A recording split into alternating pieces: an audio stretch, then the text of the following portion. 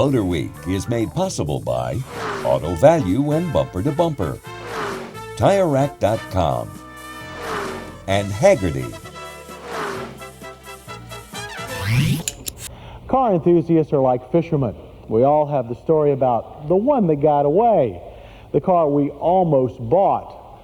Of course, if we had that car now, it would be worth a bundle, but we weren't quick enough or smart enough or just plain didn't have the money at the time. Well, Craig Singhas has a few stories of his own like this, but out on the high road, he's found a man with a car story that has a happy ending.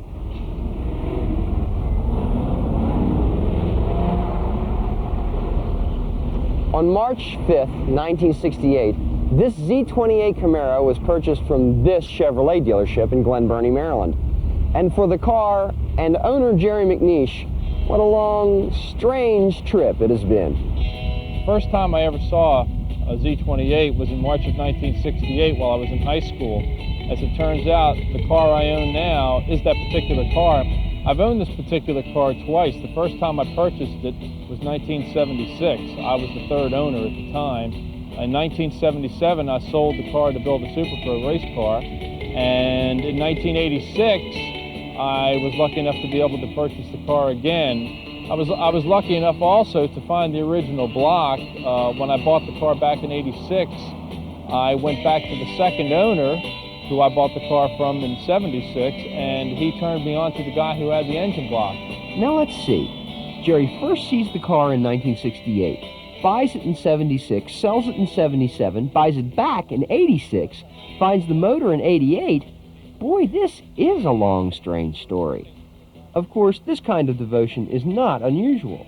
Conceived by Chevrolet performance boss Vince Piggins, Z28 was a thinly disguised race car package bolted to a modestly optioned street car. People loved it. I noticed it says Rally Sport, but doesn't say Z28 anywhere on the car. Right. The Rally Sport option is a particular option, which is the hideaway headlights and the dual red tail lamps. You could get a Rally Sport option on a six-cylinder. The early Z28s did not say Z28. Z28 was the actual production order code if you ordered the car. What happened is the name had a special ring to it and caught on with hot rod enthusiasts, and the name stuck. The later part of '68, they went from the 302 fender emblems to the Z28 emblems. Can we look at the engine? Yeah, sure. Great. This is basically what the Z28's all about, Craig.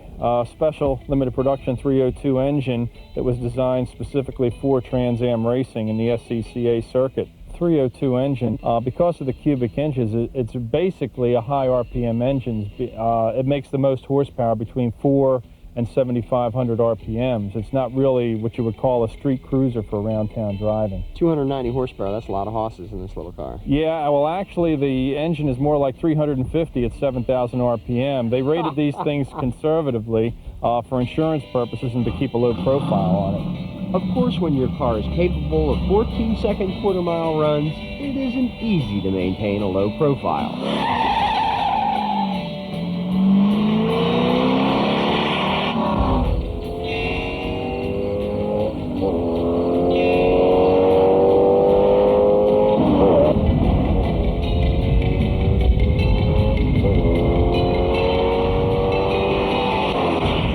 The 302 engine is really best experienced on an open country road where you can wind out the gears a little bit and just really feel the flow of the camshaft and the carburetor on the open road.